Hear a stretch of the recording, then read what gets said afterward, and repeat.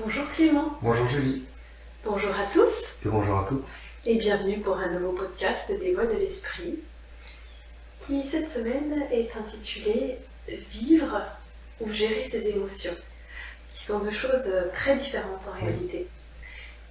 On entend fréquemment cette idée de il faut gérer ses émotions, dans le sens il faut contrôler ses émotions. C'est-à-dire que si on ressent de la colère, on va pas casser la figure à la personne en face de soi. C'est un peu dans ce sens-là en fait, du sens de rester digne, rester dans le contrôle en fait de sa personne. Oui. En réalité, on se rend compte que cette culture de la gestion, qui est très occidentale en fait, la culture de la gestion de l'émotion. Ceci dit, je pense aussi qu'en Asie, ça se fait aussi beaucoup. Oui, ils sont experts. Voilà, faire profil bas comme on dit, garder la tête haute, en tout cas être dans ce contrôle apparent, parce que c'est un contrôle extérieur, mais en réalité à l'intérieur ça bouillonne, ça explose, voilà. Et ben, en fait, mène forcément à ce qu'à un moment donné, on soit malade en fait, on soit dans une société malade de tant de contrôle en fait de ses émotions, qui va mener à la maladie physique, qui va mener à la maladie psychologique, et à tout autre genre de débordement en fait, qu'on peut constater aujourd'hui dans la société. Alors face à cela, est-ce qu'il n'est pas temps de aujourd'hui vivre réellement ses émotions?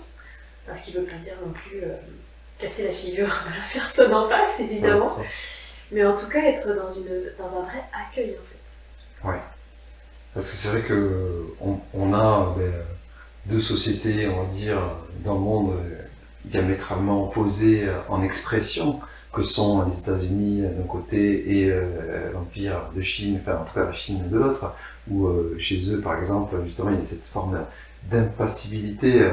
Il ne montre rien, on ne se touche pas, le fait de perdre son sang-froid est considéré comme une faiblesse, voilà. Et au contraire, aux États-Unis, où on va exprimer ses émotions, on va exprimer sa joie de manière démesurée, c'est plus l'enthousiasme, c'est une forme d'exaltation lorsqu'il y a un match, l'équipe a gagné, même lorsqu'on croise son voisin dans la rue, cette espèce d'euphorie. C'est ça. Donc c'est important de dire que ce n'est pas justement dans cette surface, cet apparat d'exprimer ou de rabrouer ses émotions que va se porter notre podcast, mais plutôt dans cette capacité à les vivre vraiment intérieurement, c'est-à-dire à les traverser, à les ressentir, à faire un avec. Et donc, évidemment que ça passe pas par le fait de gérer ses émotions. Gérer la façade en fait. Ouais, gérer la façade de la devanture. Parce que quand on les vit intérieurement, forcément, par conséquent, extérieurement, il va y avoir des signes. Oui, ça va de soi. Ça va de soi. Alors voilà, qui peuvent passer par les pleurs pour certains quand c'est de la tristesse. Des cris. De la fièvre, de la transpiration. Des tremblements. Etc. Et effectivement, ça on n'est pas habitué, parce que c'est vrai que dès la prime enfance, on nous dit calme ta joie même, on nous dit exprime, va crier ailleurs, arrête de pleurer, pourquoi tu pleures, enfin, dès qu'il y a l'expression d'une émotion, ça vient effectivement, on le sait tous, parce que en tant que parent ou même en tant que compagnon d'enfant, lorsqu'un enfant éprouve en fait une émotion, ça vient contacter un inconfort en nous-mêmes, et c'est la raison pour laquelle on veut faire taire cela chez lui. Parce que il ne s'agit pas, comme on essaye de se le faire croire soi-même, d'une manière de prendre soin. Parce que prendre soin, ça serait accompagner en fait cet enfant à vivre cette émotion jusqu'au bout, et ne pas l'interrompre. C'est ça, prendre soin. Véritablement. Et c'est pas qu'avec les enfants d'ailleurs. Et donc, ce qu'on peut faire avec eux, effectivement, c'est la même chose que l'on peut se donner à soi. C'est-à-dire, lorsqu'on a ces intensités-là qui bouillonnent et qui se réveillent en nous et qui demandent à être justement expurgées, dissoutes, eh bien, c'est être, voilà, faire preuve d'une grande bienveillance vis-à-vis de nous-mêmes, parce que c'est un peu comme une crue, quoi. Ça peut être un torrent là, de larmes qui déborde de nous et qui n'est pas à stopper puisqu'il est instoppable. Et jusqu'au moment où, naturellement, la décrue, le soleil est de retour et ça vient et ça laisse place à, effectivement à un paysage de dévastation en nous-mêmes, c'est-à-dire à quelque chose qui semble ressembler à plus à rien, c'est un peu comme si c'était le vide, mais sur cette terre-là qui a été labourée, eh bien, va renaître véritablement une nouvelle vie qui va laisser place effectivement à tout un tas de choses auxquelles nous ne sommes pas habitués et qui justement va petit à petit, j'ai envie de dire, se réensemencer de ce que nous allons y mettre. Et c'est là où nous avons une grande responsabilité. Alors, quand on ressent l'émotion, justement, quand tu dis c'est instoppable, il y a quand même cette volonté de l'être humain en règle générale de ne pas laisser la crue se faire, donc de mettre des barrages, de construire très rapidement des digues, mais très très rapidement dans l'urgence, pour ne pas justement ressentir. Et donc ça va passer par détourner le regard, quand c'est possible, évidemment, parfois c'est tellement fort que c'est impossible. Et c'est ce qui arrive pour certains à un moment donné dans la vie, quand on a trop retenu, c'est que ça lâche vraiment. On appelle aussi les dépressions. Oui. Mais en tout cas... Retirer la pression, faire tomber la pression. Oui, faire tomber la pression. Mais dans ces moments-là, ce qui est souvent le réflexe de la plupart des êtres humains, c'est de détourner le regard, d'aller se mettre devant la télé, de prendre un bouquin, d'aller voir un copain, de boire de l'alcool. Oui, de demander aux autres de venir. Voilà, éponger, mettre calfeutrer en fait ces fissures. Désigner des coupables à la sensation qu'on éprouve. Voilà, il y a tout un tas de stratagèmes qui permettent justement de ne pas être dans cet accueil, dans ce ressenti, et puis aussi cette prise de responsabilité par rapport à ce qu'on ressent, comme tu le dis, c'est-à-dire de ne pas dénoncer des fautifs, des responsables, mais dire je suis entièrement responsable de ce que je ressens, qui est la conséquence d'un stimuli, qui lui est probablement extérieur, puisque la plupart du temps c'est comme ça, alors c'est soit dans le couple, par exemple, l'autre qui va dire quelque chose, appuyer sur un bouton. Dans le monde professionnel. Dans le monde professionnel, avec les enfants, donc voilà. Et effectivement, à partir de là, quand on est dans cet accueil véritable de l'émotion, il y a un moment donné où on contacte cette partie de nous qui dit oui, je suis responsable parce que c'est ma blessure en fait. Oui. Et dans cette reconnaissance, il est important aussi de ne pas tomber dans le pendant opposé.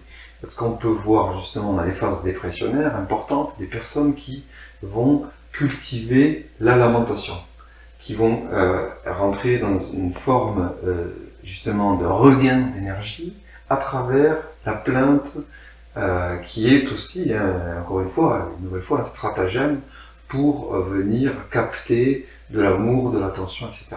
Donc c'est très important lorsque l'émotion se manifeste de l'accueillir, de la vivre, mais de ne pas s'y identifier, puisque notre être profond, lui, il est inaltérable, il est pur, il n'est pas blessé. Donc ce qui est en train de vivre ça, c'est simplement un masque qui tombe, en fait.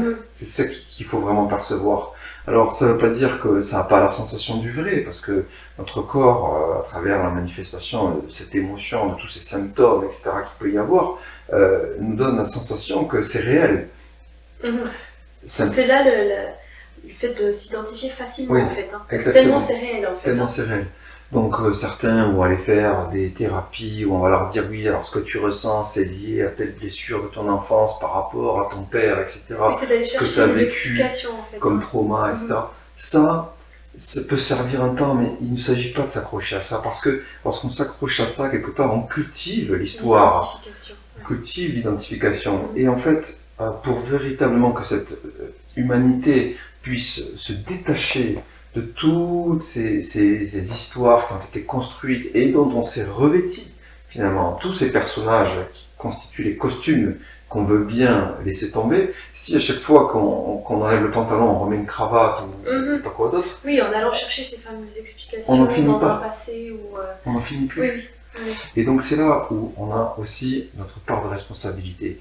C'est-à-dire cesser de bien vouloir, lorsque l'on vit une émotion, s'accrocher, s'identifier avec le mental à ce qui est vécu, ou vouloir en connaître l'origine. Ce n'est pas nécessaire. Et en plus, ce qui est beau, c'est que lorsque, d'une certaine manière, le masque tombe au sol, que le costume là est déposé, eh bien, on peut s'apercevoir qu'on a la réponse à cette fameuse question. Et qu'elle jaillit d'elle-même, en fait, mais dans le silence. Dans le silence. Ouais. Et ça, c'est beau. C'est beau, pourquoi? Parce que ça peut donner du sens. Ça peut donner du sens à ce dont on s'est départi. Parce que ce dont on se départit porte en soi la signature de ce qui est à venir. C'est-à-dire que ça nous donne la direction à prendre. Parce que ce qu'on a laissé nous donne quelque part l'aiguillage de la route qui est celle qu'on doit poursuivre. Alors que si on s'accroche à ce costume qui est au sol et qu'on se dit « Ah oui, d'accord, j'ai posé ça, mais peut-être que si j'en mettais un autre, un nouveau, ça serait mieux, etc. » Pour prendre une image plus nette, plus limpide, si je me fais tromper à de multiples reprises par un homme, voilà, de multiples reprises, comme ça je suis trahi, etc. Et que je me dis « Bon, mais la solution, ça va être d'aller me mettre en couple avec une femme. » Eh bien, je dépose en fait un costume, là, en pleurant finalement ma peine d'avoir vécu ces trahisons successives, et je vais aller compenser dans une polarité opposée. Mais finalement, je remets une idée, je me remets une idée en tête, une idée polarisée, comme quoi les hommes ne sont pas dignes de recevoir mon amour, ou je ne suis pas digne de recevoir l'amour des hommes, peu importe dans quel sens on le prend. Alors c'est caricatural, ça peut paraître excessif ce que je dis, mais j'aime bien prendre cet exemple qui est parlant, qui est signifiant, et qui montre que si véritablement je me guéris, c'est-à-dire je pense par l'expression et l'accueil de ces émotions, ma blessure de la trahison envers le masculin, à ce moment-là, j'ai aucune raison d'aller expérimenter la polarité opposée. Si je le fais, c'est que je n'ai pas résolu profondément cette blessure en moi-même. Alors, ça m'amène au fait que l'émotion, elle peut être vécue aussi à de multiples reprises, par le même stimuli. Oui. Et qu'effectivement, il y a certaines personnes qui peuvent trouver ce processus long, pesant, mais parfois, il faut passer par ça, en fait, pour véritablement arriver à cet accueil véritable. C'est-à-dire que si ça prend du temps, si c'est répété, la blessure peut être profonde aussi, mais qu'il y a véritablement l'accueil inconditionnel et le silence n'ont pas été complètement faits les fois précédentes. Et que la nécessité, en fait, d'être dans ce vrai accueil, non seulement c'est la nécessité qui nous permet d'être toujours plus libre, mais aussi de ne pas imprégner notre être de la marque, de l'empreinte en fait, de toute cette douleur. Parce que quand on s'identifie, comme tu dis, c'est aussi parce que ça peut être répété, donc à chaque fois que l'émotion n'est pas complètement accueillie, et qu'elle est peut-être partiellement refoulée, ou analysée mentalement, voilà, elle imprime quelque chose en nous, et qui fait qu'on finit par s'identifier en fait, aussi. Exactement.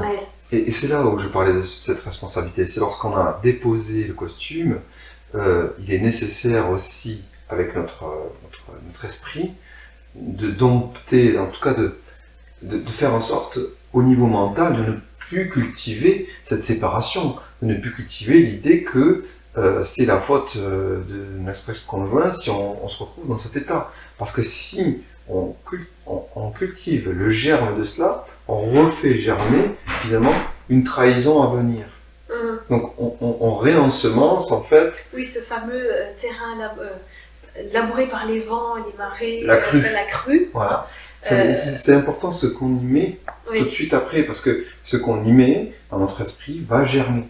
Et donc là, on porte une grande responsabilité. Et j'ai envie de dire, on ne peut y mettre à ce moment-là que amour et paix. C'est pour ça que dans ces grandes phases de mue, où on est dans une grande vulnérabilité, il faut le reconnaître, hein, mais il faut avoir la capacité de bien vouloir s'arrêter aussi d'être en action, c'est-à-dire faire silence, s'arrêter de penser, s'arrêter aussi de, comme ça, se nourrir, hein, de contenu. J'en parle beaucoup aussi.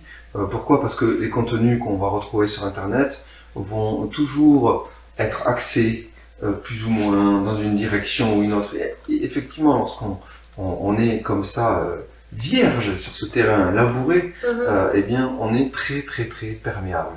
Très perméable. Un peu comme quand on est perméable le soir, quand on est dans cette phase entre le conscient et l'inconscient, hein, ce qu'on appelle le subconscient, eh bien, on sait qu'on a des apprentissages qui se font beaucoup plus vite. Et bien là, quand on est dans cette phase-là, c'est exactement pareil. Donc, j'ai envie de dire que c'est une invitation dans ces phases de cultiver justement la lumière, cultiver ce qui nous fait du bien, cultiver l'amour qu'on a pour les êtres qui nous sont chers, l'amour qu'on a pour, je sais pas, une activité, quelque chose qui nous fait vraiment vibrer. Ça rejoint un petit peu le podcast audio qu'on a fait il y a quelques jours concernant le privilège, en fait, de cultiver ce fameux privilège qui est l'aspiration de l'âme à vouloir retourner à sa nature première. Et donc, c'est là où finalement, tout décentrage voilà, est un peu à bannir. Oui, parce que c'est dans ce moment-là, comme tu dis, vierge, d'une forme de pureté retrouvée, en fait, qu'on a accès à sa propre boussole, à sa boussole intérieure. Et quand on va chercher soit les avis des uns et des autres, soit les contenus, comme tu le dis, et qu'on est justement dans cette perméabilité, là, le risque c'est de perdre en fait cet accès à la boussole qui est pourtant là, et qui est le meilleur des guides en fait, hein, il n'y en a pas d'autre, qui est forcément lui-même guidé par l'amour en fait, éclairé par l'amour en fait. Et c'est important, parce qu'à ce moment-là, on peut soit faire le choix de l'unité, soit faire le choix de la séparation et de la dualité. Qui va éclairer le reste de notre vie, en fait. Exactement. C'est ce qu'on va choisir. Hein. Et de notre humanité au niveau collectif. Merci Clément. Merci Julie. Merci à toutes. Et merci à tous. Et à bientôt pour un prochain podcast. À bientôt.